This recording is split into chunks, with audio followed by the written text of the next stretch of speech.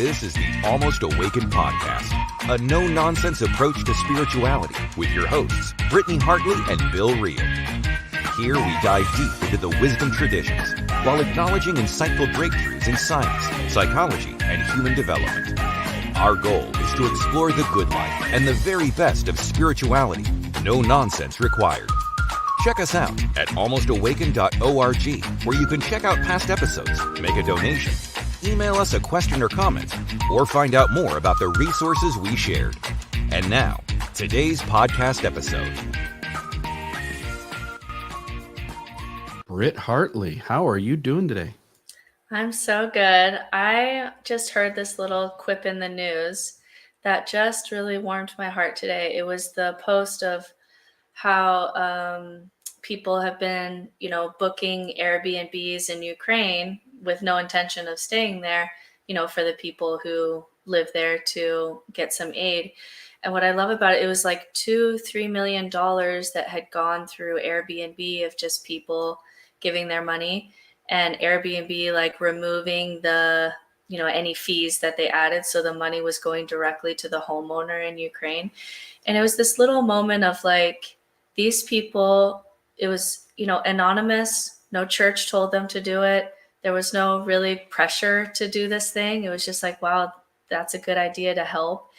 And people doing it without being forced to, without threat of heaven or hell on it, just doing something to be a good person. And I love hearing stories like that because it gives me hope that it's possible to be a good person without the superstition and without like dogma having to force us to do that. And I don't know, it's just a little story that warmed my heart today.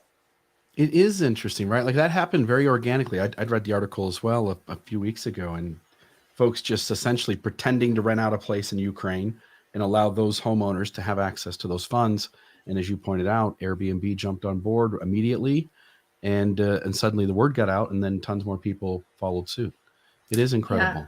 Because it's an argument I see a lot with, debates about religion. And some people will say, well, religious people give more money in aid.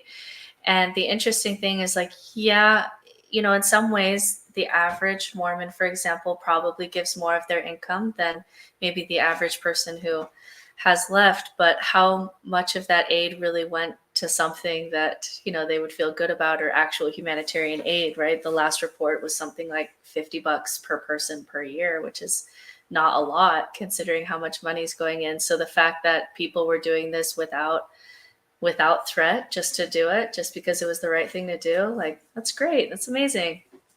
Yeah, the rest of it went into GameStop and the stock market. Yeah, I guess so. So yeah, there is this thing that pretends it does something and then it does something else, huh? Yeah. Mm-hmm. But yeah, you're right. So hopefully people.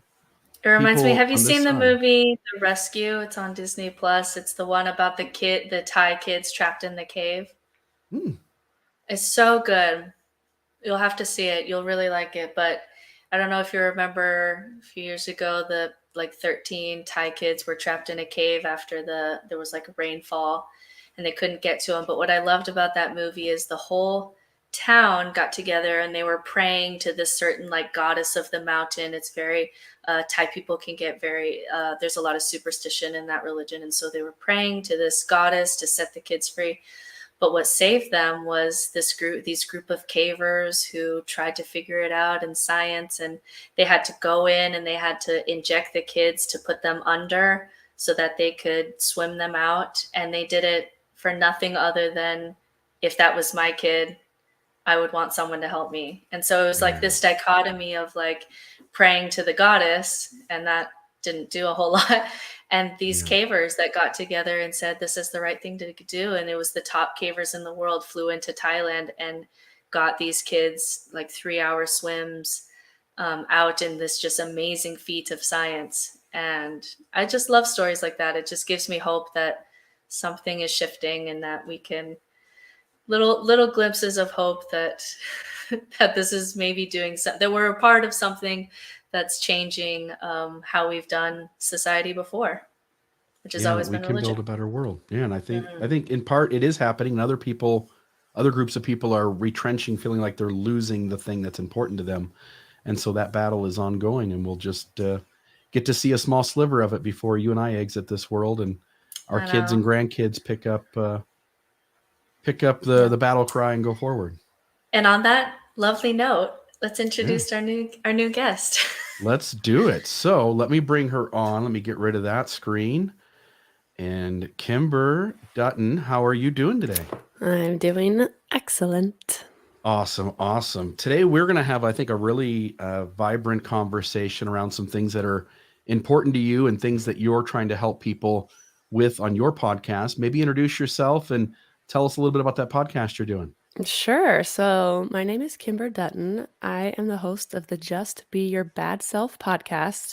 And it is Be Your Bad Self. Everyone hears it and says, be your best self. And I have to say, no, it's Be Your Bad Self, kind of a play on words, like be your badass self. But also it's a big part of my podcast, and what I'm doing is this idea that you are good enough the way you are, and letting go of perfectionism, stepping into authenticity. And the reason I named it Just Be Your Bad Self is I actually started out painting portraits. I got into watercolor about 3 years ago just for myself. And I was part of this online challenge where they asked me to make $100 over the weekend just using Facebook, using social media. And most people were doing Facebook Marketplace and selling things from their house and offering to do service for people. And I was going camping that weekend, but I'm also a super competitive type. And I was like, I have to make my $100 this weekend. How am I going to do this? So I had been doing watercolor for myself. I was like, I'll tell people. It was like a week away from Father's Day, or a couple weeks from Father's Day. I'll tell people I'll paint them a portrait, but I'm not a professional artist at all. I had been painting for maybe 3 months. And I in fact, I brought, so people could see, I painted a self-portrait. This isn't as bad as most of my bad portraits are, but this is my self-portrait. Oh, I can't figure out which way the camera is. I stuck this online. I did like a 20-minute watercolor of a cat. And just so you know, we've got, look up on the screen now. Yeah, that's the best one. I thought this was just amazing thing that you did, by the way. So please keep going, but I think these are really cool. This was the first person that booked with me within like 2 minutes. I said, I'll spend an hour. I'll paint you a bad portrait for $15. This is great for Father's Day presents, Pirates Day. Like, I just made some silly thing up, and I called them bad portraits. And then I went camping, and I said, you need to book by midnight or else the price is going to like triple or something like that. And I said, I won't redo it. You pay for what you get. This is just what it is. It's kind of like this gag thing. People went, like when I say people, my little small group of family and friends went crazy over this idea. And I can't remember how much I made that first weekend. I can say I've made more from my bad portraits than like every other business idea I've had since, which is a lot. I think I made probably over $3,000 the 3 different times that I did this, selling these for like $15 or $20. And I realized that I had so much fun with it. And I realized people are like starving for just fun and messiness and honestly imperfection. And I just told them straight up, like, I get to do what makes me happy. You get to enjoy it for whatever makes me happy for $20. And people really loved that. And from there it transformed to I did a paint night where I taught people how to do self-portraits with this kind of style. And we called it, my little sister actually is the one that came up with the name Be Your Bad Self Paint Night. And then when I finally started a podcast, it just kind of morphed into there. So if you see my podcast cover, it's most of them are bad portraits that I've painted, but there are a couple on there that people painted self-portraits that I have on my podcast cover of the bad portraits. And it's the Just Be Your Bad Self podcast. I have to say, I've been invited to like hundreds of like paint and sip nights, and it'll be like a picture of a flower on a windowsill. And I have never gone because I'm just like, I don't want to do it. I don't want to paint that. I don't want it in my house, but I would 100% like do a paint night where like we're just awkwardly having fun. like That's that. exactly what it is too. And it's fun because Oh, I'm sometimes so tired of the flower paint nights. I can't do them. I I've get never invited to gone to so a many. paint night. I've never been to one. I've only hosted them. That's how I roll. Hmm. But yeah, even if they turn out like really horrible, it's just like you understood the assignment. It's a bad portrait. And so the Yeah. pressure is just off and it's just fun and everyone's laughing and that's a blast. Yeah. How I long ago would did you do start the podcast? Because I noticed there was a beautiful article right up on the work you're doing in the St. George News here in Southern Utah. And I know I think you've been to my house before. I also know your mom pretty well. And when they did the coverage of the podcast, somebody I knew mentioned it. Maybe it was my wife. And so I went and read the article. I listened to a couple of episodes and then reached out to you and thought we could have this conversation. But I'm curious, how long ago did you start the podcast? I started the podcast. It was another challenge. Another one of these competitive challenges, they get me going.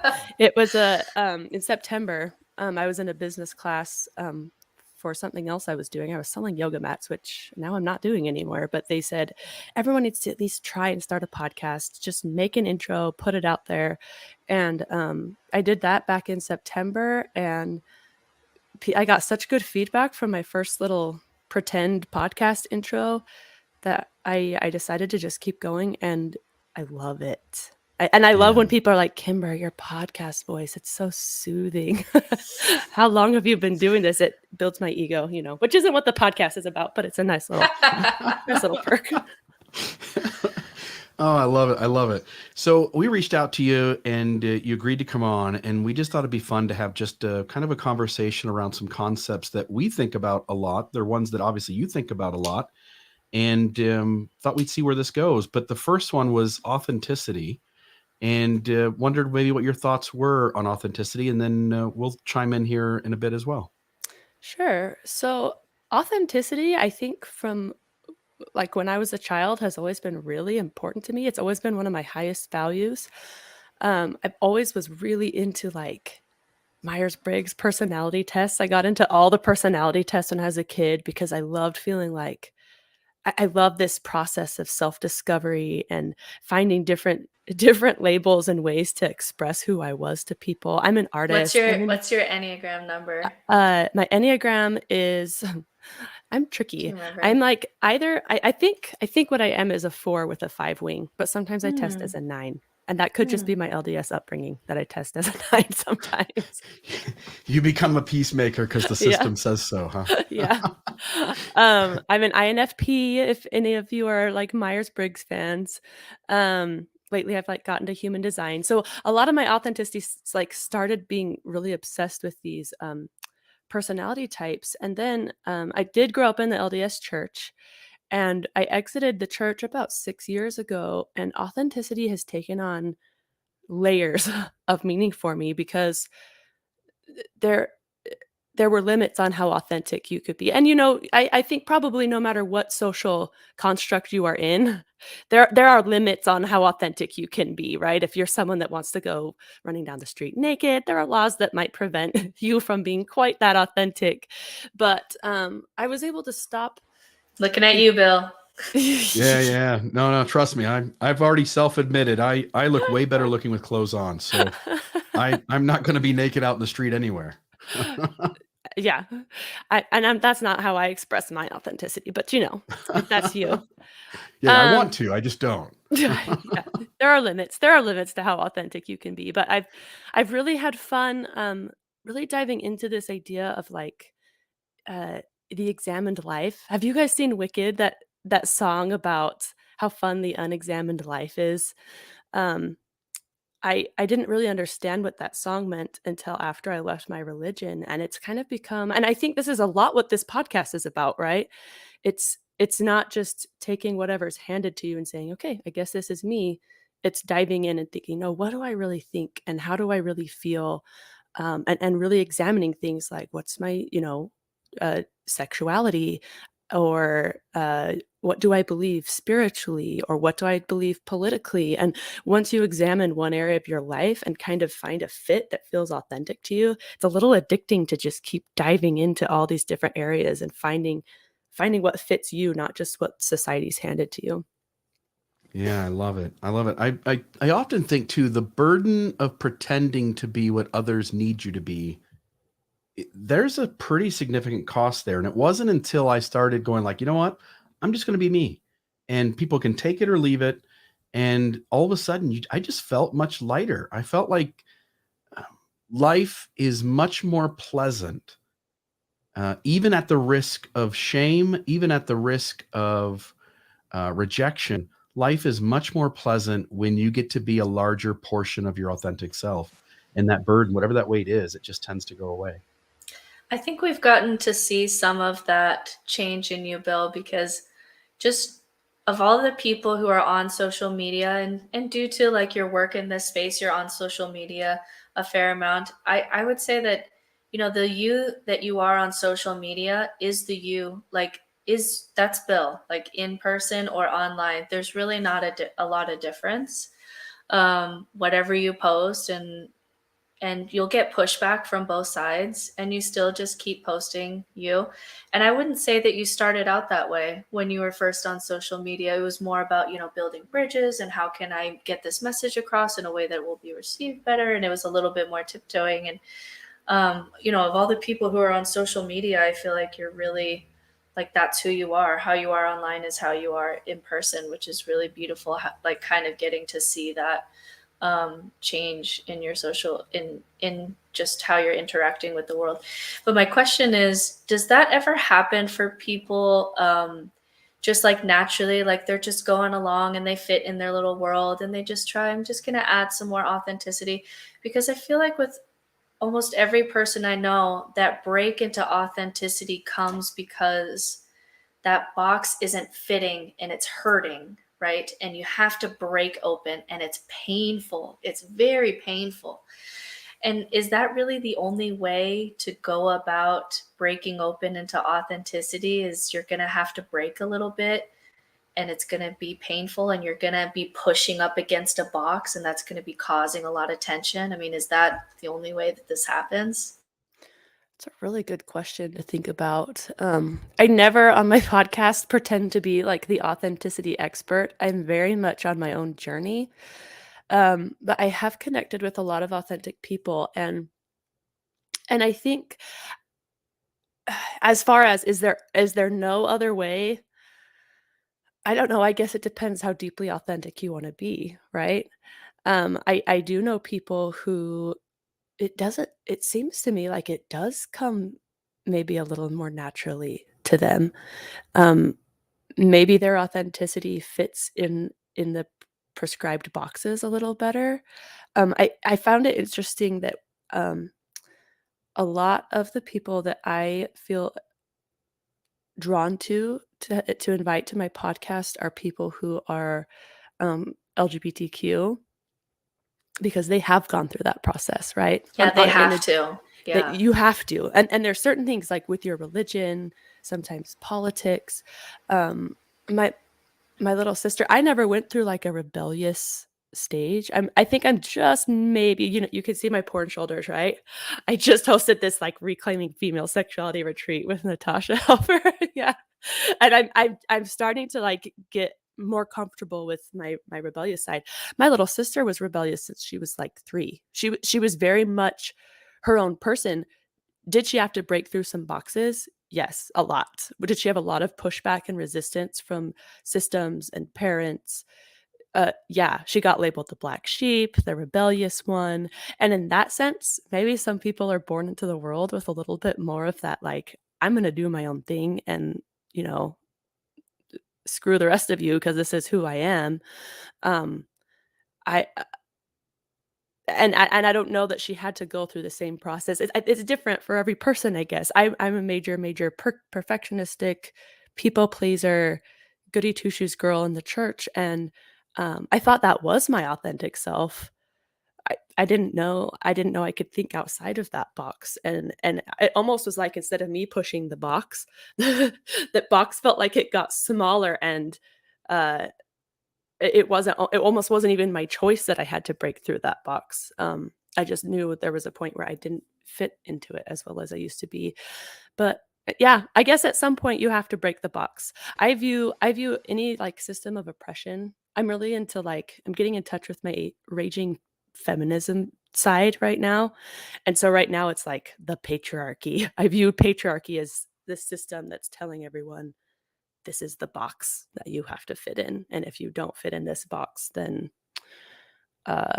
you're not worthy of love, essentially. I talk a lot about this on my podcast, this idea of fitting into boxes to be worthy of love. And it takes courage and um I do think you have to sometimes get to a point where you're like, I, I just can't live like this anymore. And it takes courage to decide that you're worthy of love, even if you don't fit the box. Yeah, Yeah, I'll that's tell you. No, go ahead, Brett. What I was going to say is that you mentioned sexuality, which I think is the big one. It's the elephant in the room that nobody really wants to touch on because there is the extreme end risk of shame and rejection. And in most other ways, I can fit into most groups pretty easily and not feel that I'm compromising myself. And one of the things, and I've said this in some of the really early episodes of the Almost Awakened podcast, but my sexuality doesn't fit in a box. And one of the things that I really need is touch is my love language. I love physical connection. I want to be around people and be in their physical space. And so it came to the point where I've got good friends. I go to parties where people seem to be really welcoming authenticity. And so I got to the point where I would sit and invite or bring up topics of like, hey, physical connection, is that something that you're into? And so folks would have that conversation, and eventually there were people who I could sit next to and go like, hey, do you mind if I hold your hand? Do you mind if I put an arm around you? And now it's to the point where I can go to a party and there's 5-6 people who are willing to give that. They'll walk up and give me the longest hug. They'll sit next to me and grab my hand. In fact, 2 years ago on my birthday, we had a big party at my house, and I was sitting in my backyard, and one of my friends who doesn't at least up till then didn't really seem to want to be in that kind of a space, walked up, sat down right next to me, grabbed my hand and held it, and we just sat and talked for like an hour. And you really do have to risk shame. You really do have to risk rejection. But you should have the space in this world to ask for what you need, to invite others into what that is. People should feel safe to say no, and you should have opportunities to be yourself, whatever that is. And again, the world, as you guys are saying, created a box where you can do and can't do certain things. But the reality is the world could have been built a million different ways, and it got built the way it did. But I no longer agree to play by those rules. That's not the way it has to be, at least not for me. Yeah, one really cool thing as you get more vulnerable and you take these risks of feeling shame, and it is a risk. It can feel like jumping off a cliff, right? And not everybody is going to be there to catch you. Not Mm-mm. everyone's going to be okay with holding Bill Reel's hand. But when you do take the risk, you find your people. And Yeah. instead of being like, "Oh, I'm gonna make myself lovable. I'm gonna do all the things so that everyone loves me." First of all, not you are never, ever, ever, ever, ever going to please everybody. So if you can really lean into what you actually want and be okay with the fact that you're not gonna be for everybody. You're just not. Doesn't matter how hard you try, you're not gonna make everybody happy. And even when you do, I mean, even when you are in that really people-pleasing space, and you're getting that validation and love, you're not gonna feel it because that's not who you are. So what people are loving, it's not you. And so when you jump off this cliff into like, here I am, and some people aren't there to catch you, and that's fine. But when the people are there that catch you, man, what a powerful experience because you feel so seen and loved and like you found your people. Yeah, it Yeah. really, like, the analogy of fitting in versus belonging, and of course Brene Brown has taught us all about this. And I recently had a client this week who was really really struggling. And I remember being there where thinking, like, if I take a step forward into my authenticity, I'm going to lose everyone and everything. And that's what it felt like. It genuinely felt like that. And I wish that I could go back to that self with a little bit more of these conversations, which I just didn't know were happening. And I wish I could go back 10 years ago, 15 years ago, and say, what you're giving up is a worthy sacrifice for what's coming.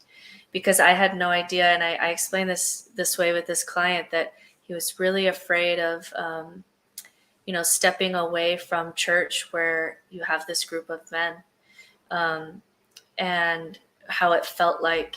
But then when he went, he was like, I feel bad when I go, but I feel bad when I don't go. And what was holding him back is he had never built his own spiritual house and invited someone else into it. And so you don't know what that feels like. And that to me was the big difference. You can go to a building, like a church building, and we're all going to act a certain way that's comforting to everybody. And we're all going to validate each other, and that's going to be fitting in. But that is nothing compared to building your own spiritual home and inviting 3 people into that space, and them walking in and saying, it's really beautiful here. You've made a beautiful home. That's called But I didn't know. Right? That was belonging. But I didn't know. I had no idea that was coming for me. I really felt like I was going to lose everything. Yeah. And you guys are hitting on it. Like, you can be what the world wants you to be, and they will like the idea of you. But so long as people like the idea of you, there's this dissatisfaction that you never get to show the world your real self. You never get to really be seen. And so in this faith culture that we all came from, I can remember hitting it out of the park, being what they needed me to be. And it just didn't really, I mean, it worked for a while, but eventually it wasn't contentment anymore. So, do you mind? You're on mute there, Kimber. I was going to ask you if you wanted to talk for a moment about letting go of perfection, because this was one of the other ones that you wanted to hit on, and the ones all these 4 things that you've named, that we'll try to get through all of them, they are really big ones to us as well. Yeah. So letting go of perfection, which again, we come from a toxic perfectionism culture. Your thoughts on that idea? Yeah, I think, coming from high demand religion, and I grew up in a very orthodox, obviously you know my parents now. We've come a long way as a family, but growing up we were told, like, oh, you guys are like the good Mormon family that everyone wants to be like, and we worked our butts off, and it was exhausting. And perfectionism, I think perfectionism goes hand in hand with this feeling of never good enough. Because perfectionism isn't, I don't think any perfectionist actually thinks they ever did something perfectly. I think every perfectionist feels like they were never good enough. It's not about doing things perfectly, it's about nothing ever feeling like it's good enough. And especially in a high demand religion like we came from, where we're pretty much told, like, you will not become perfect in this life. That's the goal. That the goal is to become like gods, and you won't get there. So you're supposed to spend your whole life pretty much repenting and apologizing for the fact that you're not perfect, but also trying to be perfect. It's such a horrible. I remember when my mom left. That sounds exhausting. It is. I mean, you've lived it too. It is exhausting. And I remember being really confused when my mom first left. She said something to the extent of, I don't know if God is there or not, but I hope he's not, because then I could finally feel like I'm good enough.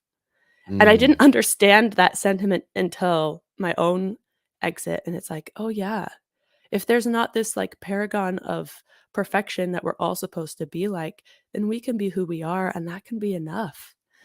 That's how like the sacrament was for me. For other people, and maybe this is a female thing too, just with like maybe a deeper perfectionism and people pleasing if you're socially raised as female.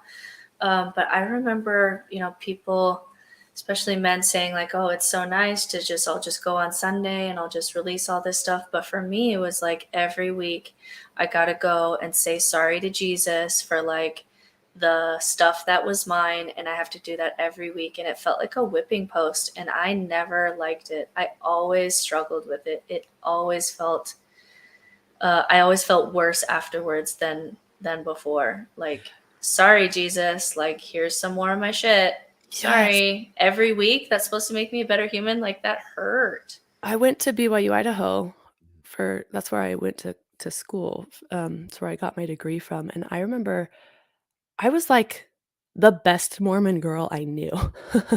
I didn't kiss the boys. I didn't have the bad thoughts. I was so good at the thought control and the wearing the right thing and the doing my personal scripture study and writing in my journal. And then I got to BYU, Idaho, and you're not supposed to wear flip-flops on campus. You're not supposed to wear capris. You're not supposed to have nude art in the art books or atomically correct pictures in the biology books, and you're supposed to pray before every class. And it was devastating to me. It actually made me feel angry. That's the first spark of rebellion I remember feeling, is going to BYU, Idaho, and then being like, wait, I was doing it. I was being as perfect as I could, and you're telling me it's still not enough? I'm good. Like, I know I'm good. I have to share this really powerful moment. So I mentioned a little bit earlier, Natasha Helfer and I partnered together to put on a Reclaiming Female Sexuality retreat this last weekend. So many incredible. I wish every woman could come and experience what we just experienced this weekend, because it was so powerful and transformational, even for me and Natasha, all the things that we learned. But one of the last things someone said, we did this cool bead circle where everyone brought a bead that represented them and then talked about what they're going to take away from this retreat. And one of the women there had a white bead, and she said, I'm going to cry even talking about this. She said, I'm reclaiming my purity. No one else gets to tell me if I'm pure or not. I can wear what I want. I can have sex with whoever I want, and I'm the one that gets to decide that. No suited up man in a church building gets to tell me that I'm impure or that I'm not worthy of love. That's my choice. And it just blew me away that we outsource our self-worth, we outsource our enoughness, we outsource our our worthiness to someone else who doesn't know us, who doesn't know our hearts. Most of us, I would say, in the world are good people who are trying really hard, and it is devastating that most of us also die feeling like, just filled with regret, or that we weren't, for some reason or another, we just weren't good enough. My growing up, I wasn't LDS as a kid. I didn't join until I was an older teenager, and I was a good kid, happy, easygoing, funny, laid back. And I joined this religion, and it was the first time where I had experienced like collective approval and kudos and pats on the back and well done. And so I really wanted to go after that. And so I tried to be the best Mormon I could be. And this being an idea of yourself so that others are happy, so that the authenticity we talked about in the beginning, and this toxic perfectionism that was there, it was like I sensed that my kids, how they behaved was a reflection of how good of a Mormon I was. I sensed whatever my wife brought to the table, that was a reflection of how good of a Mormon I was. And anytime any extension of me, wife, kids, job, anything wasn't the way I wanted it to be, I felt like crap inside. And what I ended up doing was something very different. So instead of going inward and feeling really hurt or bad about myself, or suffering from negative feelings or negative intrusive thoughts or depression, I instead lashed out at the world. I started manipulating my wife and shaming her and guilting her to be what I needed her to be, and shaming and guilting my kids and manipulating them to be what I needed them to be. And what I did was just wreak havoc on the world around me. And the reality, soon as I deconstructed that thing and stepped away, and again, I'm not perfect. There's still moments where I clash, But for the most part, like everybody just gets to go do them, and I don't give a shit anymore. I'm really just worried about being my most present version of myself in this moment. And if somebody that I love isn't making the best choice in the world, like, okay, like we can talk about it, no biggie. And it was a night and day difference of what happened when I let go of this toxic perfectionism and when I let go of trying to be what others needed me to be. It's so interesting to hear you talk about, because it's true. When you're a perfectionist, you have this intense need for control, and it's not enough to control your own actions. You've got to control your environment and everything around you. And as you were talking, I know you guys had Noah Rasheta on this podcast. I don't listen to a lot of podcasts. His podcast, the Secular Buddhist podcast, is what got me through my faith transition. And it was a huge part of this. You talk about just being present and letting go of this need for control. He talks a lot about this uh, chess versus Tetris analogy that I think about a lot. In fact, because of him, this last weekend, everything felt very out of control. Well, I'll give you an analogy and then I'll tell you about what I did. But he says we like to treat life like it's a game of chess. Like if we make the right move and we strategize well enough that we are going to win the game of life. And he says, no, life is more like a game of Tetris, where you've got these different shaped pieces coming at you and you've just got to fit them in the best you can. And I think about that analogy a lot when my need for control starts like rearing its ugly head. This weekend before my retreat was just insane. And my husband thought I was procrastinating, and I'm like, no, I'm meditating. But what I was doing was sitting on my computer playing Tetris because I needed to remember, like, it's not in my control. I can do the best I can with what I'm given, but my job is just to breathe and try and stay present and fit the pieces in. And it might look messy, and they're not all gonna fit perfect. And sometimes it gets right up to the top, doesn't it? Yeah. Yep. Yeah. Beautiful. I love that. I have a friend who's a recovering perfectionist, but when she was first discovering this about herself, she said, I can't be a perfectionist because things aren't good enough. Like my life isn't good enough. Things aren't going well enough for me to be a perfectionist. And I'm like, I hear it. Do you hear it? Like, and sometimes it's hard to see your desire for perfectionism because it still doesn't look perfect. It's an illusion, right? The perfectionism itself is an illusion that we're trying to create and force other people to live in. But it was still never perfect. And so it's really just, all of it is just an illusion of clinging to order in the chaos of life. And the only way through that is to actually walk into the chaos. Rather than try to continue to order the world to make it nice and comfortable for yourself. It's just, you're never going to get there. You have to walk into the chaos, which is scary. It is scary. My son came over Sunday and he was stressed out about something.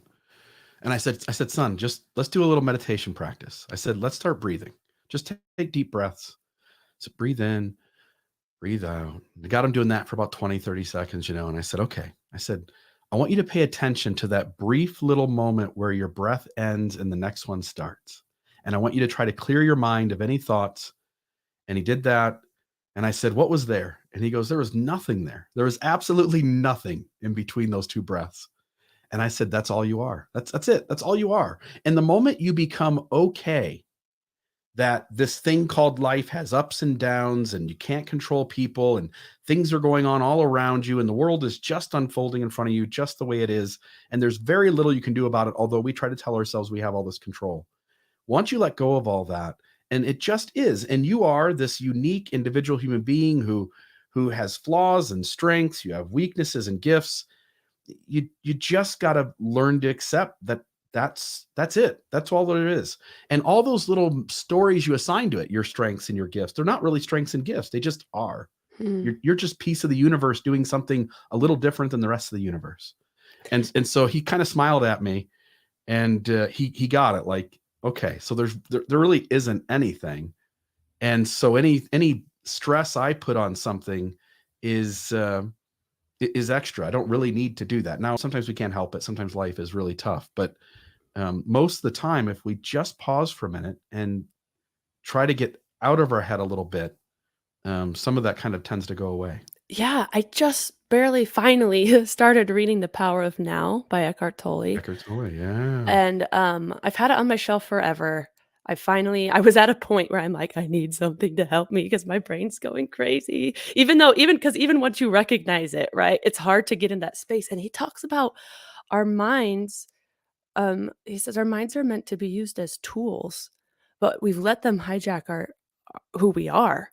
We think that our thoughts are who we are, but they're not. And most of our suffering is coming from what we're thinking. And if we can learn to use our minds as a tool that we can pick up and use, and then, and here's the key, set back down again, so much of our suffering will go away because we're causing ourselves more pain than anything in our life is. What we think about it is what's causing the pain, right? To David's point here, the quote that Bill just put up, I'll put it up again. There is a cost, there is a cost. And I think we can speak honestly about it, right? Being authentic isn't always unicorns and rainbows. And like you say, you're not going to be everyone's cup of tea. But not just that, some people are going to push back. Some people that you thought were your friend are not going to come with you on that journey. Some family members, can't meet you. You can't meet other people deeper than they've met themselves. And so there is a pain. There is a pain involved in walking around society and doing something different. So maybe speak about the cost and how you felt that. So, man, so many thoughts. But yes, there's definitely pain that comes with it. And every time you show a little bit more of yourself, there's a little bit more pain that comes with it. I think that's why in the LGBTQ community we have the label of coming out, because it's a big deal when you decide to show who you are to people, and it's dangerous, and you don't come out for other people because you're putting them in a dangerous situation. And I don't think it isn't always, as much as I value authenticity, it's not always the best choice in every situation. It's not always the safe choice. Ultimately, the goal is to let me go back a little bit. I had a conversation with my brother about why do some people leave the church and some people stay in. And this is just us talking and theorizing, but he said something about, I think you either have to have a safe community to go to. So for example, myself, I had a lot of family members that had left that were in my tribe that I knew I would be okay. It was still going to be painful, but I knew I had a tribe to go to that was going to be there to hold me if I left. Or you've got to get to the point where you really feel like you cannot survive in this inauthentic environment anymore. So like with LGBTQ people, it's, for a lot of them, unfortunately, it gets to this point of, I just don't want to be alive anymore. If I can't be myself, then I am going to cease to exist. And when you get to that point where it's actually safer to jump off this cliff away from your tribe, John Dolin talks a lot about this idea of, was it the book Sapiens? And a lone monkey is a dead monkey, right? Mm. If you don't have people that are going to have your back, then you can't be authentic because it isn't safe. And so one thing that I've been doing with my podcast, and I've just done my second retreat. My big goal is I want to build this authentic community where people can know that they can come and feel loved and held and safe, because without community, you kind of got to fit in the boxes or get kicked out of the community. So you've got to find the communities that are going to hold you the way you are. Yeah, I mean, Brene also speaks to that idea that you shouldn't be vulnerable with everybody. You shouldn't be authentic with everyone. Like you should test whether folks will make it safe so if I go to a family reunion and I'm sitting around with family who is deeply, again, talking about the faith system, I'm lucky in the sense that I'm a convert. But if you're a lifelong member and you've got family that is just hardcore in, being your real self may come with risk that's just too great. And so Brene says you pick your spots, you figure out where it's safe to lean into that and where it's not safe. And she often suggests maybe just stepping slightly into the darkness, trying to figure out if things are safer than you think maybe they could be, but it feels safe enough to test the waters here. So I do think it has to be done methodically. And you need to be careful too when you're on this path of authenticity, that you also need to respect people's boundaries. You can expect them to respect yours as well. Relationships are messy. And it's not this easy answer of like, just be your bad self. I'd like it to be that easy, but like, just be authentic and everyone will love you. And the people that don't, forget about them. But sometimes like there are people that you care about, that you want to maintain a relationship with, that there are going to be parts of you that maybe you're not safe being that part of you with this person that you want to maintain a relationship with. So yeah, it's kind of a messy journey to get started on trying to navigate your relationships versus who you are and who you want to be. None of this is easy. Yeah, I do like you can that. Feel it. Yeah, I do like that permission from Brene, though, the prophetess Brene, right? That, that some people are not safe for your story. And so that just felt like, I didn't have to push myself onto others, right? And that some people were not going to, it's not going to be good for me or them to try to force this onto our relationship. And so for me, it's been about, with my husband's family that I live here in Boise, not a single one has asked me about my faith journey. And so I just know that they're just not interested in that story. It's not somewhere that they want our relationship to go.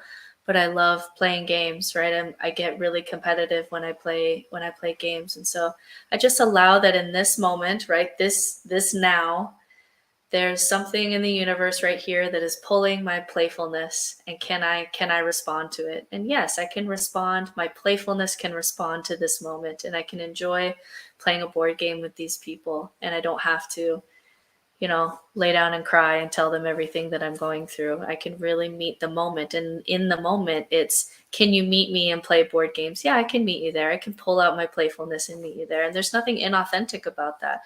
That's pulling out a very authentic part of me. But, it's not all of me. And then you become really more appreciative. There's a handful of people in my life that, I can play ping pong, and then I can cry on the couch about existential crisis, and then we can go eat and be silly, and like the full spectrum of me, and they see me and validate me and love me completely naked, right? There's handful of people, and I just really always crave their presence, because I can notice I can be 20% of myself here, but I can be 100% of myself over here. And so you begin to crave those relationships. Yeah, and one thing that I've thought a lot about lately, because as soon as you get into any kind of podcasting or influencer space or entrepreneurial space, you really have to have a kind of a presence on social media, which part of me loathes. Part of me really hates that, because perfectionism and Photoshop and Pinterest, this culture of this hustle culture, this everything looks perfect culture is so rampant on the internet. And yet the flip side of that coin is also true, where I feel like my Just Be Your Bad Self Instagram page and podcast, the cool thing about social media or having a podcast is it's not you going out into your relationships or knocking on people's doors and saying, this is who I am, you have to live with it. It's like, I've curated a space for myself where this is where I'm going to be authentic on the internet. And I feel like I can bring most of my whole self into my podcast and into my Instagram. And then people are welcome to not follow me there. If they just want to see cute pictures of my kids, they don't follow my podcast page. And that is perfectly okay with me. It's a really nice way to set some online boundaries, is being able to follow the people that you actually can take their whole authentic selves, or you know, I don't want that relationship with that person. And it's totally cool. That's totally fine. It's such an interesting thing about human behavior that, you know, I'll scroll through just thousands of people who look perfect on Instagram or whatever, but then you get someone like Tiffany Jenkins, who are just, you know, there's various moms on Instagram that like really get honest, like, this is what I look like in the morning. I want to kill my husband, and if my kids don't shut up, I'm going to walk out of here and I'm never going to come back, right? Like, they're honest about how they're feeling in that moment, and they get, you know, some of them are very popular, you know, like millions of followers, because it's like finally someone is just waking up and saying, I feel like crap and I want to murder my kids, you know, and someone is saying it. And so it's so interesting, but you have to take that step out. And I think that's where it's so scary for people who are just leaving the church, is that the space in between fitting in and belonging, there's a dark space in between those two of unknown. You don't know which friend is going to show up on the other side of that. You have no idea, you know? And so it really is a step into the dark, which is the scary part. Let's now jump into some patriarchy, and I'll let you two go first. Good move, Bill. Good move. Excited. I see you. We talked about the patriarchy. We did a nice little group video this weekend where it's a group of 21 women all holding up their middle finger and saying, I don't know if we can say the F word on your podcast, You can say anything on this podcast. Oh, sweet. We said, fuck the patriarchy. It was a very empowering. I don't know if that video will get published anywhere, but it was really a really nice moment this weekend. So I mentioned this earlier. First of all, I do not view the patriarchy, and I think this is getting more widely accepted. Sometimes people hear the patriarchy and they think, you're a man hater. And I'm not a man hater, generally speaking. I'm married to a man that I love. And I really view the patriarchy as a system that is hurting everybody, including men, that says this is the box. And the box happens to be this patriarchal box. You need to be straight. You need to be white. If you're a man, Bill, you can't hold hands with other people. Did you know that? Only your wife. If you're a woman, you're supposed to be home. You're supposed to love sweeping your floor, and you're supposed to love being a mom. And if you're gay, you just shouldn't be, because that's wrong, and there's something wrong with you, because this is the box that we decided on, and you better figure out how to fit into it. That's how I view I think for men it's also patriarchy. leadership too. I see a lot of clients come in who are more like B personality type men, where that forcing of leadership, like, you need to be a leader and you need to be a decider and you need to be the biggest voice in the space and you need to command a room, pressure of patriarchy really broke them too, like really, really hurt. Yeah. And you know, and like you say, it hurts everyone. And then for our poor men, I feel like the hardest thing is that, you know, the men that I see as clients, you know, we shame them for patriarchy because they were a part of the system and they were raised in it just like everybody else. And then when they leave, there's no group of men. It's not socially acceptable for men to get together and touch each other and talk about their feelings. And so, like, it's hurting our men too, really deeply. We've brought up Brene Brown a few times, and I just think of a story where, and I'm not going to say it correctly, but a man essentially comes up and says, like, men can't be vulnerable. If I got off the white horse that my wife and daughters have set me on, they wouldn't respect me. I would lose them. And women, we're all part of this system, right? We're all part of this system that is hurting all of us. And don't be vulnerable. That's weak. Don't be. And the reason it's a patriarchal system is because this divine feminine that we all have in us, right? We all have feminine and masculine qualities in us, but these more what we would classify as feminine qualities are what have been told as unacceptable. And if you're a woman, well, you can't help it because you're a woman, but you're not as cool as a man because we don't deal with emotions, which isn't true. But yeah, that's the box. You got to act like what we think a man should look like to fit in the Yeah. box. And it takes everybody. 30 women to satisfy, one man. There's that too. All right. So the thing that when I was racking my brain around this topic, the first thing I thought was, even in this post-Mormon space, these are folks who have deconstructed religion. They're challenging the ideals of society. They're challenging the box that's built. I still notice male voices being prioritized. And guilty of it myself. I still notice that. I'm trying to see what I wrote down here. Notice when males and females are in a group, which voices are emphasized, which voices are talked over, which voices are dismissed. Second, notice the all-female conversation. When several women get together and are talking, that conversation, those women have a much different space to talk than when there are also men in that conversation. I shared on this podcast maybe 3 months ago or so. I went back to Ohio, and I was at a family function. Tons of aunts, tons of uncles, the biological siblings on my dad's side of the family, and then the in-laws, and it was all very balanced. There are women in my family who have as much of a voice as the strongest male voices. The in-laws had as much influence and say in the conversation as the biological children. And I think being out here in Utah has somewhat messed me up in this arena, where, because Mormonism is so control of this area, and there's so many things that are kind of along that, and in Western societies that way anyway, but it feels so lopsided here that even as I deconstructed Mormonism and left, I'm having to continually remind myself as I'm in group settings to check that patriarchy at every moment, because it gets in the way. I'm curious, when you talk about being in a space away from Utah, um, if those women and those voices have to be more masculine to be heard.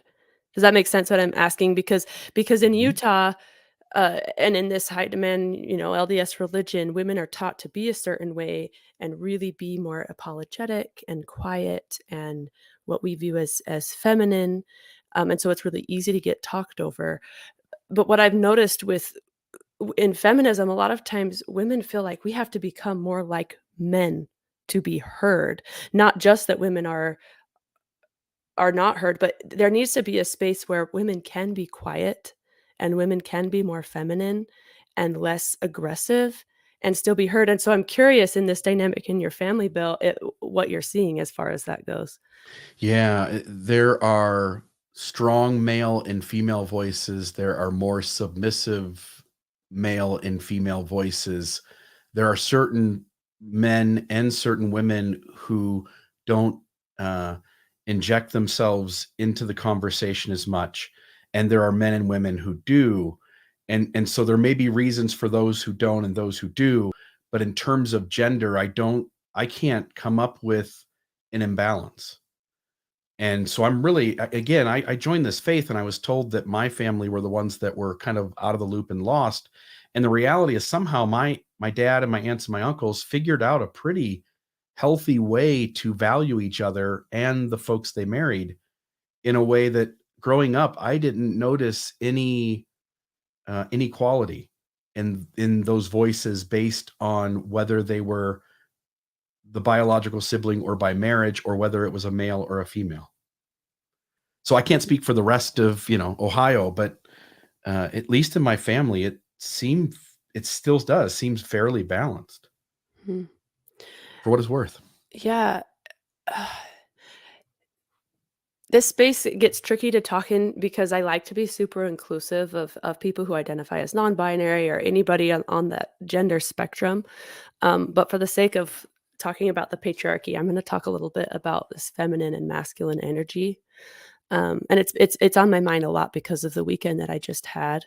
We invited one of the clinicians I had there. Her name's April Davis, and she is the podcast host for her podcast is called the Vagina Blog podcast. And what she led us in was this workshop around, she called it the rites and rituals of the menstrual cycle. And she talks about how women, our energy levels change. And sometimes we're meant to be out and we have this like almost performative go out and do energy. Sometimes we have a more reflective energy. Sometimes we have a more emotional energy or a more restful energy.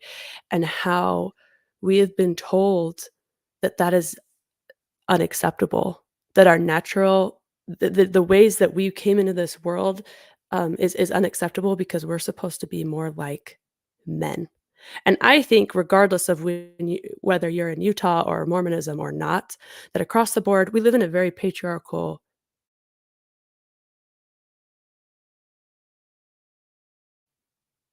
We still here? You froze up Okay. for a second, but go ahead. Okay. We live in a very, very patriarchal society in the United States, especially. We come from very puritanical background, a very religious background as a country that is very masculine energy leaning. And it was so empowering in this clinic this weekend to talk about like, why do we have these energy cycles? And to talk about why they're good and what women can bring to the table with these different energies and the way we think than what men bring to the table. We talk about this idea of the moon energy versus the sun energy, and that men maybe have this more like go, go, go, do energy, where women have to kind of go in these cycles where sometimes we have the energy and sometimes we don't. And I think the trick is, well, I don't know. If I really knew the trick, then we'd just fix the problem. But there's got to be a way. We need to find a way where it's not about, oh, women are just as good as men. They can do all the things that men can do just as good as men can do them, because that's just another form of patriarchy. It's saying women can be men as good as men can be men. And what we need to start doing is valuing what women bring to the table as sacred and important, um, and molding our society around that. Finally, in Spain, they just barely passed a law saying that women can have 3 days of paid time off, uh, m for menstrual leave. They're calling it menstrual leave. In the United States, we pretend that women shouldn't have that. Guess what? Most women have that, but we're not gonna cater to that because, women are they should get over it. They should figure it out. They should tough through it. Same with like maternity leave or women carrying children or yeah, women with these different energy cycles. We don't want to work through them. We want to tell women, nope, you got to figure out how to fix yourself and be more like a man, instead of changing society to support the spectrum, right? My wife works for Chase Bank, and whenever it doesn't matter if you've only worked there for 2 days or if you've worked there for 40 years, if you have a child, you get like 90, I think it's 3 months off, and it's all paid, regardless. And so as you're pointing out, there are differences, and so there should be differences in the way that it shows up in the world. Folks should have it shouldn't just be the same rules because we're all different. And to your point, we got to just get to a place where we go, look, we're human beings having a human experience, and every human is different from the human next to them. And what we need to do is have rules in place that keep us from causing intentional harm to each other and causing unnecessary harm to each other. But outside of that, we've got to make some room for every single person to be different. Yeah. And I do Anyway, think that that invitation needs to like include men, because I think one of the shadow sides of feminism is sometimes we'll shame men for the patriarchy that they were also raised in. And then in society, there's no place for them to go and touch and cry and feel. And so, like, we'll shame them for being in the church, and then they leave the church, and then there's nothing for them. And it's like, that's not an invitation for men, that there's something better than patriarchy if we're just always going to be on the shame bus about it. And so what I really loved is just the invitation, like you said, that what patriarchy does is you have to be the knight on the with the shining armor on the white horse, and the invitation that, hey, we don't have to support you there because that's really unfair, but you also don't have to be there, and you can let that go, and you can take that off, and you can take that armor off, and you can be held for all of you. And that men want that just as much as women, but we also, but by shaming them, we're not inviting them into the process. And I think that's where we get stuck a little bit in ex-Mormonism. I really love the work of Matt Harrison, who wrote this really explosive piece about how patriarchy was worse in ex-Mormonism than Mormonism, and it perked a lot of ears. And it was because in Mormonism there's patriarchy, but it's like benevolent patriarchy with lots of boundaries. And then if you take those boundaries away, now it's patriarchy with no boundaries. So like now it's all of your sexual desires with no boundaries, and you're just going to be sending dick pics. Like that's worse than benevolent patriarchy, because like that's like really violating my consent, right? And so it's very. I really think we have to talk about it, but we also have to do it in a way that it invites both men and women, that there's a better system for everyone than patriarchy, rather than just playing the shame game, which just doesn't make us feel excited about new opportunities. I will say I could see, I guess, ex-Mormon men. It This would hasn't be been my in the dating world. What Oh, she was okay. talking Haven't about been in the date. have not been in In the dating world. That really in the hasn't been my dating experience. world, that like consent and boundaries and things like that, that it was better to I do think that because if a man leaves for like historical issues, you haven't undone the Yeah. patriarchy, and now you're like a sexual teenager with no boundaries, and it can Yeah. get very inappropriate very fast. I do think that even though we don't want to shame men, it's one of those pendulum swings, right? I do think that this pendulum of needs to swing to this space where we're really focusing on supporting women, because until we can say women bring all of this awesome stuff to the table, until we can deconstruct phrases like "you throw like a girl" or crying, you're crying like a girl. This phrase, "like a girl," that definition needs to be changed, and that might look like, for a while, the pendulum is over here I in this. totally agree. I totally agree for like me too. Like the pendulum has been over here for a long time. Like as women, if you're in the workplace environment, you've had sexual harassment. Like you just have at some level. And so like I'm okay for us, like we're going to be really sensitive about this for a little bit. And because, the pendulum's been the other way for a long time. So I totally agree. And the more we can de-shame, I mean, the pendulum is swinging over here in all the issues, right? Political correctness is starting to become terrifying for everybody. No matter what space you're in, or how you identify, or what race you're in, or what gender you are, it's a scary space we're in because we are so hypersensitive. But I think the hypersensitivity is, like you said, it's a needed space to be in, but it'd be awesome if we could also bring some grace. I was talking to my mom. There's someone I follow on Instagram called The Jeffrey Marsh.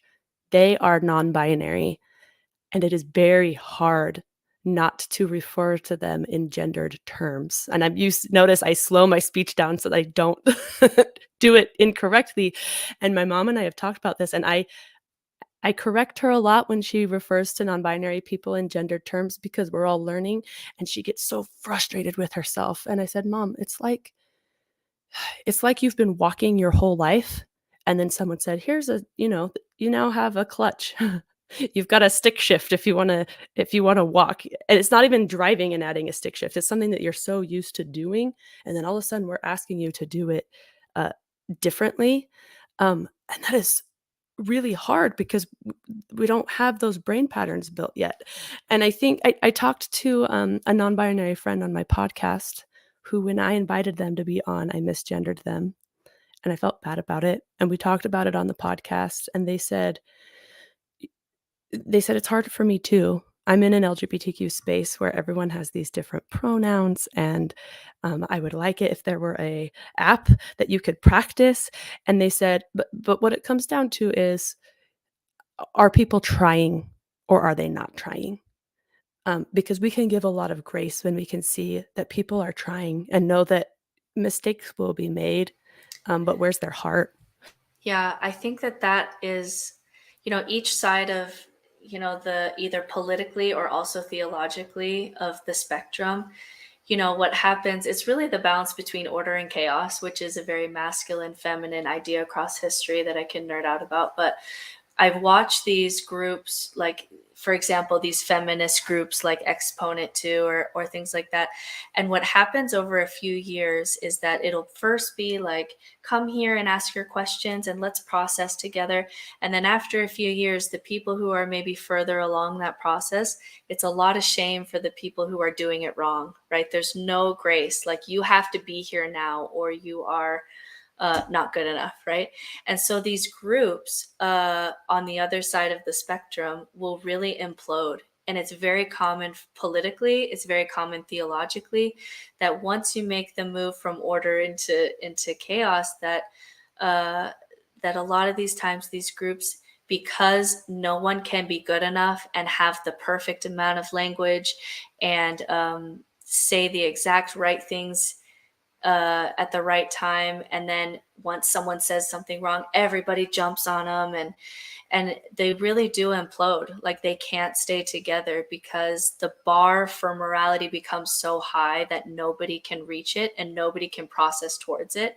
And that's really the shadow side of some of the groups on the other side, is that yes, we need to demand and carve out spaces that have been denied. But if we can't allow people grace to process into that, then we're forcing people to do that so fast that they can't do it. And then It what does becomes that do? a new form of like a high demand religion, which we were all beating, Yes. right? And more Yes, right? perfectionism required, right? Nobody gets to make a Yes. mistake.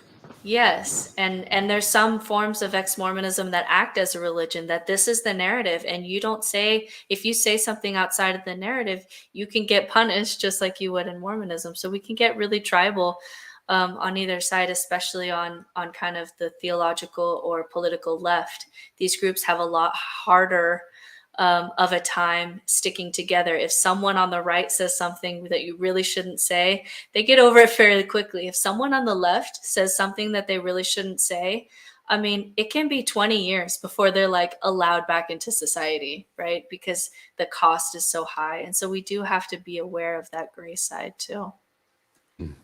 Love it. Good stuff, guys. Let's we've got a few minutes left. Let's dive into this last one of self-love and acceptance. And I think there's been parts of this conversation where we've touched on that. Thoughts from you guys on self-love and self-acceptance? This is a journey.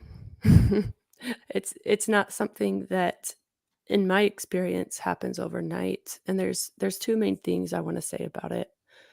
One is, it's really easy when you think about self-love to let that perfectionism take over again and say, well, I'll love myself when blah, blah, blah, right? I can love myself as soon as I lose this amount of weight, or as soon as I achieve whatever goal, then I'll be worthy of love from myself.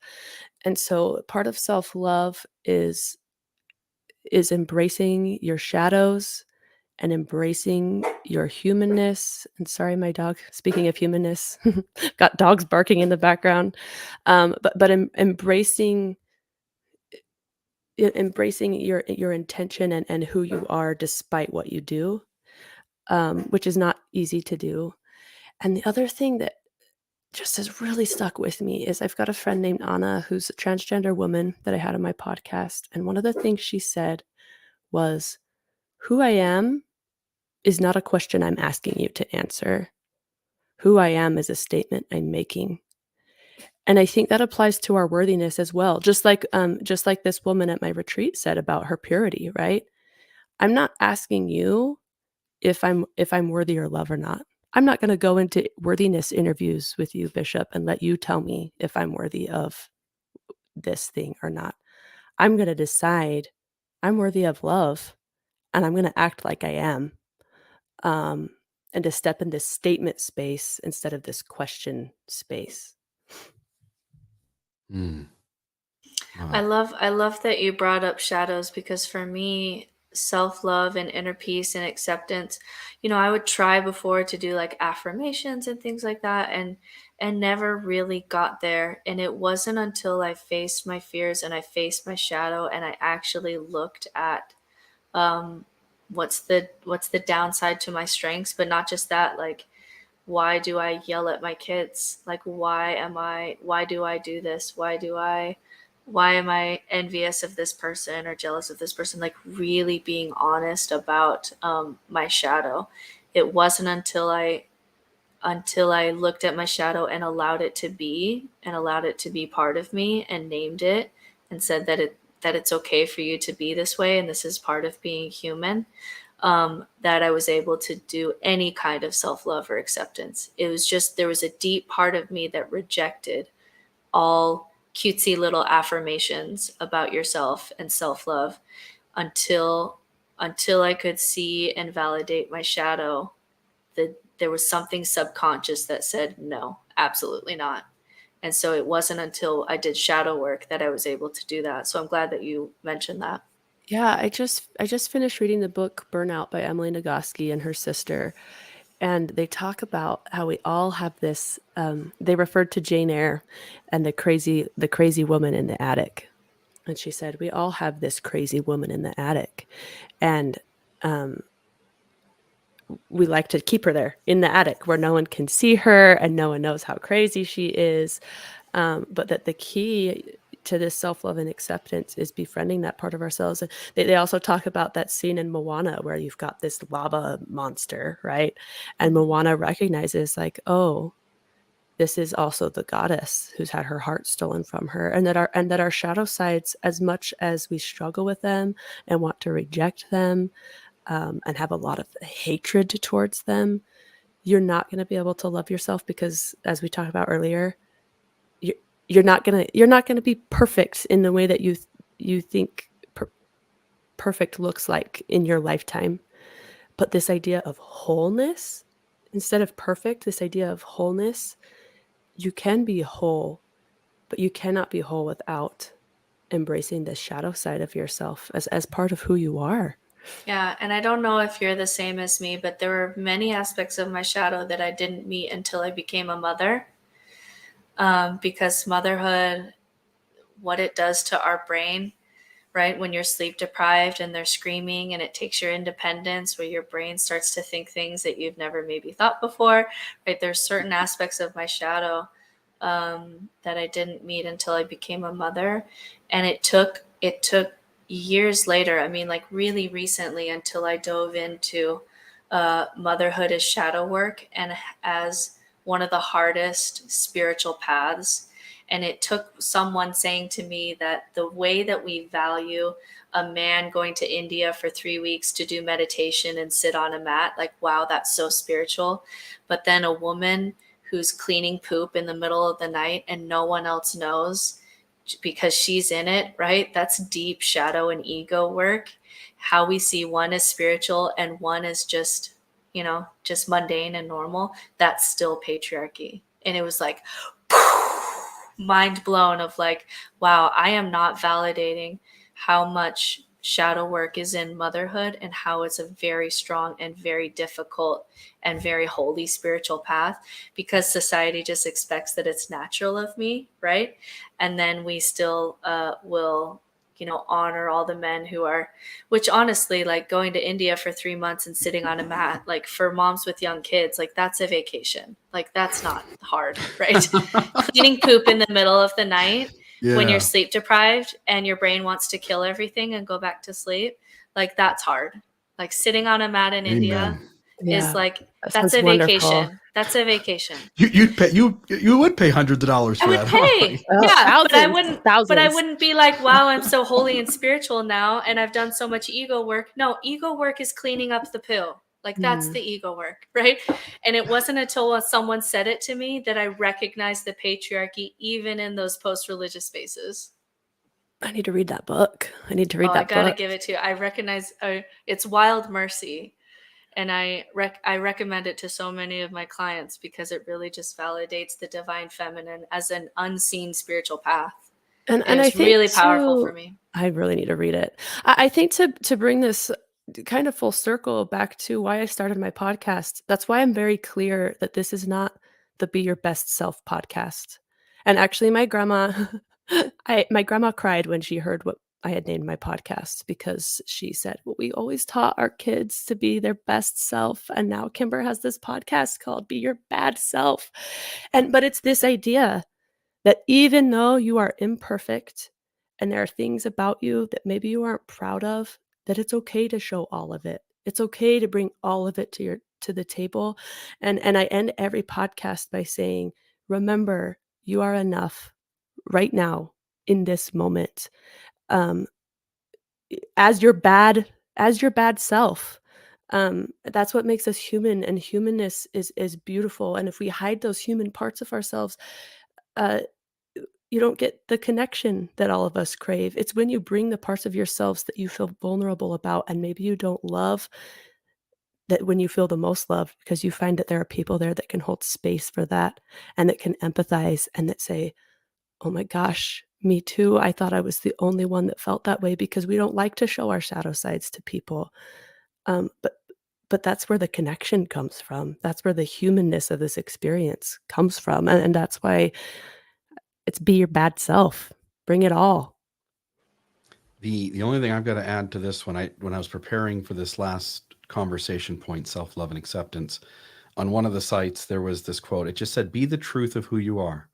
And I think when you try to be just what you are, there's no pressure to be something else. And in that place, I think there is some self-love and acceptance. You guys, beautiful thoughts. I know, Britt, did you want to ask anything about one of her other conversations? Or was that just for a future note for us?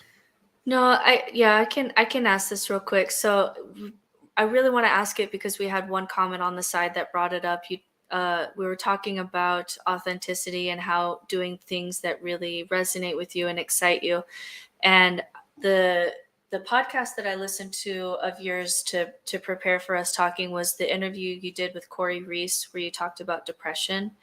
And it's something that I find really interesting, is that what I'm seeing sometimes is that when you're Mormon, you have to, we know that for women, there's a high use of Prozac. You have to pretend to be happy because you should be happy, right? You're in the gospel, you have friends, you should be happy. And it's the right way. And so there's a facade, right? There's a face.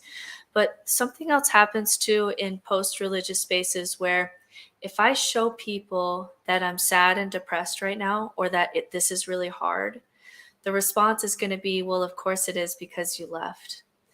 And so because of that, I see sometimes in post-religious spaces where we also like to say, I'm free and I'm authentic and everything is great and it's unicorns and rainbows, but there's also depression on the other side too. And both sides sometimes, not all the time, but both sides can sometimes put on the face of being happy to show that this is the right choice for my life, right? Mormons do it because this is the right narrative, and post-Mormons do it because it's so much better out here, so I have to show that I'm happier. And sometimes it just feels like we're all pretending like we don't get depressed. So what do you do when you're trying to talk with someone about love and acceptance and authenticity, and there's some depression that is limiting their ability to, I just don't even remember what makes me happy anymore because I'm in some depression right now. Like how does this land for people, or how can we help tailor this message for those who are kind of in a depression phase? So first of all, being my bad self here, I'm very much in that phase. I have good days, but I struggle with a lot of depression. Part of my podcast, a huge part of the reason I do my podcast is absolutely for me. It's me finding people and saying, how are you navigating this? Because I'm really struggling. I really struggle with self-love. I have this podcast, and like I said at the beginning, I'm not at all. I do not view myself as the expert. I'm not on the other side of this. I'm very much in the middle of it, trying to figure out, okay, this is what I based my whole life on. Now I'm on this other side. I feel like the floor fell out. I left the church 6 years ago. I feel like the floor fell out from underneath me. Now now what? Now what do I do? How do I find fulfillment? How do I find meaning? And that's what you guys are doing with this podcast too. And I think, I mean, I don't have answers except to say that you're not alone. And unless you can let people know that that you're in a dark space, then you're not going to find any help or growth if you keep that to yourself. Some of my biggest growing moments where I felt the most loved are when I've gotten really vulnerable on my podcast and just cried on my podcast and said, why do I still feel like I'm not enough? I don't even know if there's an afterlife or a God that I have to be like anymore. And I still feel like I'm not enough. And I guess I feel like I'm kind of saying the same thing we just did about the shadow side with depression, is that I don't know yet how to just not be depressed, authentically not depressed.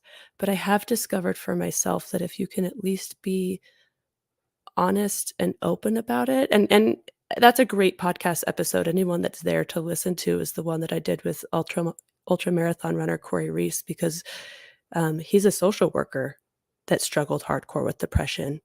And the self-loathing that comes from someone who feels like they should know better because they teach other people how to deal with it and they still struggle with depression. And how it's okay for everybody else to be depressed, but I should be happy because my life's, I'm smart enough that I shouldn't struggle with this, or my life's good enough that I shouldn't struggle with this. Life's messy, and wherever you are on your journey, it goes back to what Bill was saying with his son, focusing on breathing and being in the moment and setting your mind down a little bit. And I don't know. Now I'm just rambling because the truth is I don't have the answer. I'm still very much on the journey trying to figure it out and figure it out for myself. Yeah, I love that self-honesty piece, because one of the things religion does is it does pacify us from some of our deepest fears, right? Fear of death, fear of loss of community, fear of meaninglessness, fear of isolation. Like, these are deep fears that religion can give us a little security blanket for. And so I think one of the things that I'm striving to be more honest about as I'm navigating post-religious spaces is being honest that facing those things without the cliches that you used to have can be really hard. Like, can be like, and not hard like, oh, this is a bad day. Hard like, I can't breathe and I'm in an existential crisis and I can't leave my bed. Like, I've been there post-faith transition, right? Years after faith transition, losing free will, losing God, losing all these things. There are moments of much more profound beauty for me, but I want to be more honest that there's some hard things too that that religions had a tool for that I no longer have, and to be honest that those things are really difficult to get through.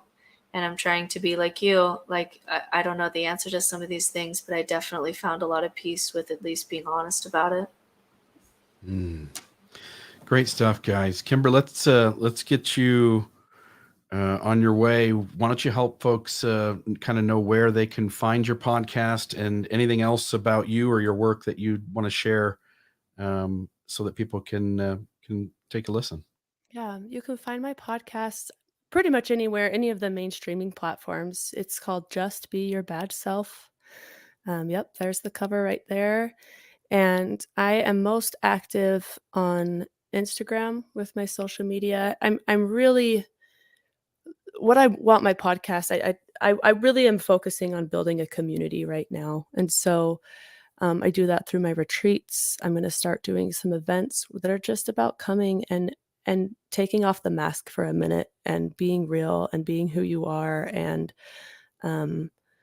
having fun with people that you feel safe with. And so I highly recommend you follow me on Instagram to know when any of those retreats or events come up. And that is my handle is at Just Be Your Bad Self. And those are the two places you can find me right now. Love it. Very much appreciate your time. Great conversation, you two. And as always, Britt, appreciate your company on these. And It was a lot of fun to dive into those things. Thank you for having me. I enjoyed that. And thanks always, Bill, for just being so good at hosting female voices. And we really appreciate you making the platform to make these conversations happen. Yep. Love it. Okay, you guys have an excellent day, and check out Just Be Your Bad Self. I loved how you started off by saying being your badass self, because it is a play on words. It's your bad self in terms of like being accepting of what you see as flaws or what others see as flaws, and the badass interpretation as well. So I love that, and great conversation. You two both have an excellent day, and check out the Almost Awakened podcast next week. Awesome. Take it easy, guys. This has been another Almost Awakened episode. Check us out at almostawakened.org, where you can check out past episodes, make a donation to keep this podcast running, email us a question or comment, or find out more about the resources shared in today's episode. For coaching opportunities or extra support, visit NoNonsenseSpirituality.com to meet with Certified Spiritual Director Brittany Hartley.